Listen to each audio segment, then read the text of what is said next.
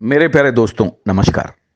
दोस्तों, अब देश में एक बड़ा अजीब सा ट्रेंड आता जा रहा है।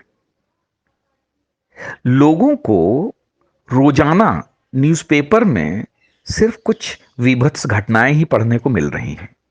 पूरा देश, पूरा समाज ये समझ नहीं पा रहा है कि आखिर हम लोग किस दिशा में जा रहे हैं।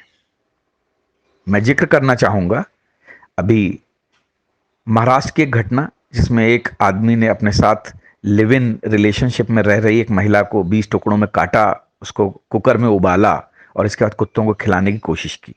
इससे पहले साक्षी हत्याकांड में आप देख चुके हैं कि उसके 36 टुकड़े किए गए थे। अभी लखनऊ में किसी ने अपनी प्रेमिका के सिर पे हथौड़ा मार के उसकी हत्या कर दी। ऐसी रोजाना हजारों घटनाएं पूरे देश में घटित हो रही हैं। मैं किसी धर्म, किसी जात, किसी संप्रदाय पे कोई उंगली नहीं उठाना चाहूंगा, क्योंकि इसमें धर्म, जाति, संप्रदाय का मसला हो भी सकता है, नहीं भी हो सकता है। मैं उस चीज पे कोई भी अपनी उंगली नहीं उठाऊंगा। मुद्दा यह है कि इस प्रकार की घटनाएं आखिर हमारे देश में क्यों हो रही हैं। क्यों सालों साल लगता है कि इन केसों में न्याय नहीं हो पाता है। आप निर्भया केस का याद करिए, कितने सालों बाद न्याय हुआ था। क्या इन हत्यारों को हमारे देश के कानून या न्याय व्यवस्था का कोई डर है?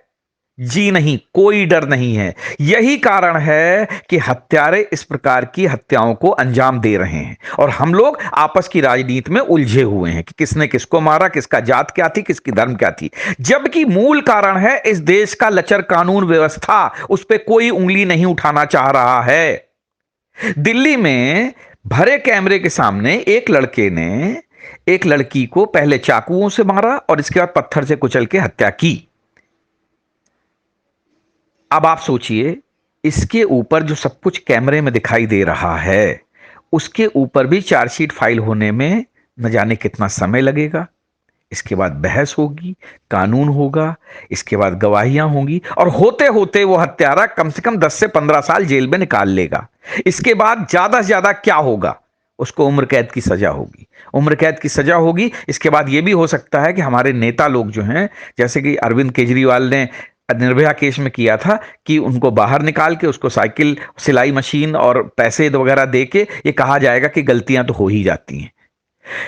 क्यों इस देश की कानून व्यवस्था इतनी लचर है कि सामने अपराध हो रहा है और इसके बावजूद आपको न्यायिक प्रक्रिया को इतना लंबा खींचा जाता है कि दसियों साल निकल जाते हैं। आप याद कीजिए, पूरे कैमरे के सामने कसाब ने अंधाधुंध गोलियां मुंबई जो बॉम्बे वीटी स्टेशन पर चलाई थी। इसके बावजूद कानून में उसको फांसी देने में कितने साल लग गए।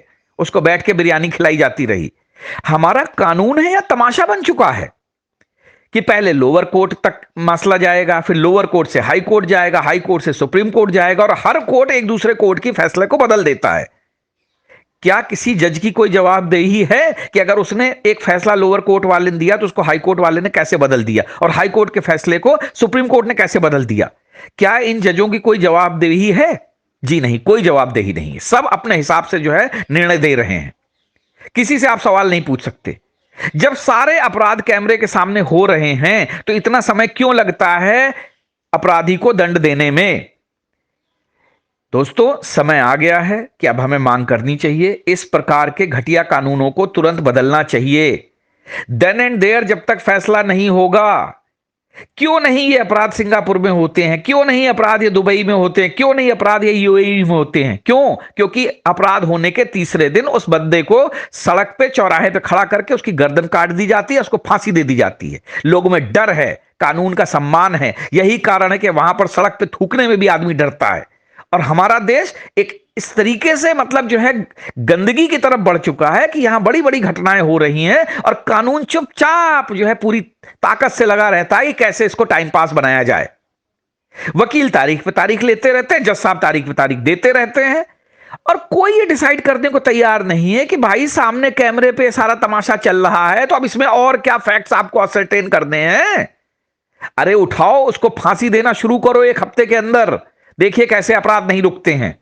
देखिए, यह हो सकता है कि कभी कभी गेहूं के साथ घुन पिस सकता है, पिसने दीजिए। कम से कम लोगों को एक डर और भय तो पैदा होगा। क्या इस तरीके से लोग नहीं मारे जा रहे हैं? क्या इस तरीके से लोगों की हत्याएं नहीं हो रही हैं? आप याद करिए, अतीक अहमद के ऊपर 100 से ज्यादा मुकदमे थे और किसी मुकदमे में उसको सजा नहीं हुई, और मुकदमे ऐसे थे कि जो 40-40, 42-42 साल पुराने थे। अब आप क्या इतनी घटिया न्याय व्यवस्था से उम्मीद कर सकते हैं? यही कारण है कि यहां इस देश में जो है बड़े बड़े माफिया डॉन पल रहे हैं और हम सिर्फ राजनीति करने में व्यस्त हैं। तो दोस्तों, इस बारे में सोचिए कि हमारी कानून व्यवस्था क्यों इतनी घटिया, लचर और बेकार हो चुकी है। सड़ चुका है यह पूरा तंत्र, कि जिसमें अपराधी को कैमरे के सामने अपराध करने के बाद भी सालों साल न्यायिक प्रक्रिया के नाम पर लटकाया जाता है और इसके बाद उसको जो है जेल में बैठ के बढ़िया खाना खिलाया जाता है और वो मस्ती मारता रहता है।